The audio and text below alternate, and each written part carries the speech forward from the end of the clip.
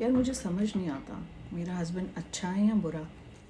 During one of my clarity calls, a woman said something like this, and that stayed with me. She said, जब वो अच्छा होता है ना तो बहुत अच्छा होता है, मेरी केयर करता है, मुझे सपोर्ट करता है और बच्चों का भी ख्याल रखता है. और मुझे लगता है कि मैं कितनी लकी हूँ.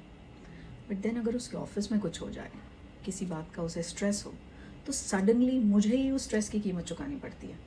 उसकी टोन बदल जाती है, उसका बिहेवियर बदल जाता है और पूरा घर उसके मूड के हिसाब से ही चलने लगता है.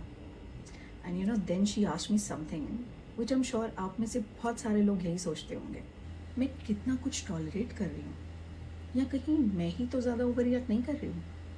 And honestly I think that's where the confusion begins. Because toxicity हमेशा ऑब्वियस नहीं होती. कभी कभी टॉक्सिसिटी उस इनकन्सिस्टेंसी में छुपी होती है जब कोई इंसान कुछ दिन आपको इतना प्यार दे कि आप सारा दर्द भूल जाओ और फिर कुछ दिन आपको इतना हर्ट करे कि आप खुद को ही भूल जाओ. It's not the bad days alone that confuse you.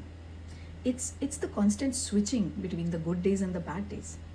एक दिन लगता है दिस डजंट फील राइट और अगले ही दिन लगता है may be it's not that bad. और वहीं से वो लूप शुरू होता है, क्योंकि बहुत सी टॉक्सिक सिचुएशंस में सिर्फ दर्द ही नहीं होता, इतनी अच्छाई भी होती है कि आप अपने ही दर्द पर शक करने लगते हो.